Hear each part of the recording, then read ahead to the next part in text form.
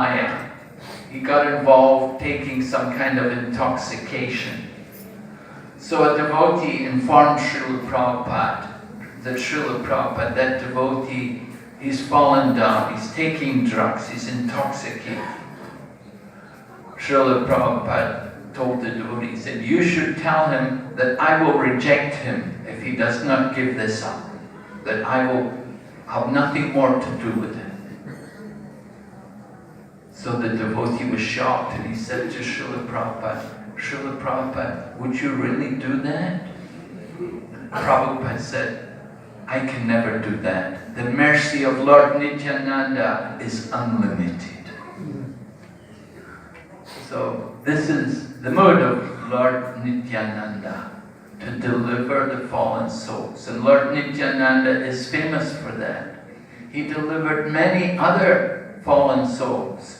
Jagai and Madai, they were from Brahmin families, but there were people from much lower births. By birth, Jagai and Madai had a good birth, but they had become fallen by association. But there were others, there were gangs of dacoits and thieves. They also surrendered to Lord Nityananda. It is told how there was one group of dacoits who were planning to rob Lord Nityananda and all of the devotees who were with him. Because Lord Nityananda, people would often donate to him. And when they would donate to him, they would give him some kind of jewelry. And he had rings on every finger, gold rings. And then he had necklaces around his neck. He had bracelets, ornaments all over his body. He liked to decorate himself in this way. So these thieves were attracted to the jewelry. Srila Prabhupada told us one time, I remember in London, one man wanted to collect money to buy gold ornaments for the deities. But Prabhupada said, this will just attract thieves. He said, but I've already seen this before in temples. When the deities get a lot of gold, it simply attracts thieves. He said, better not. So Lord Nityananda, he was decorating himself with all these ornaments, all these jewels, and the thieves were attracted. So the gang of thieves were thinking, we will wait until it's dark. And when they're all asleep, then we will go there into the home and we will rob them. So the thieves were waiting and they sat under a tree, but by the influence of the goddess Nidra, they all fell asleep. Just like when you give a Bhagavatam class, sometimes you look at the devotees and think, wow, goddess Nidra is also here, right? Everybody's asleep. Difficult task, you know.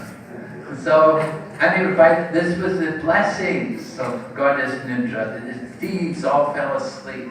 And they slept until the next day. They woke up in the sunrise in the morning. The next day they woke up and they thought, oh my goodness, what happened? We were supposed to rob Lord Nityananda. We've been asleep all night. Now we cannot rob him. Let's go away. We'll come back another day.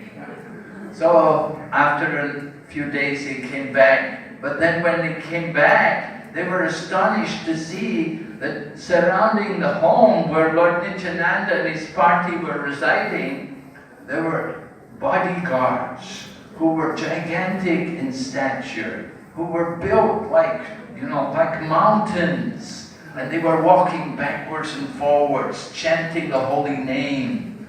Their bodies were marked with tilak and they had tulsi mala around their neck. But they were just huge and very powerfully built.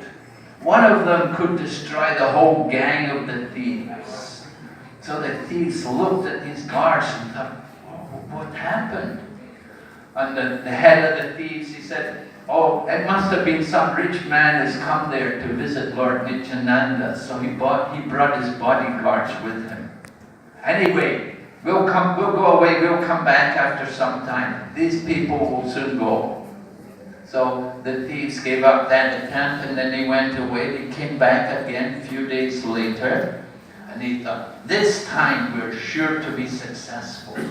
and each of the thieves were meditating on the different ornaments of Lord Nityananda.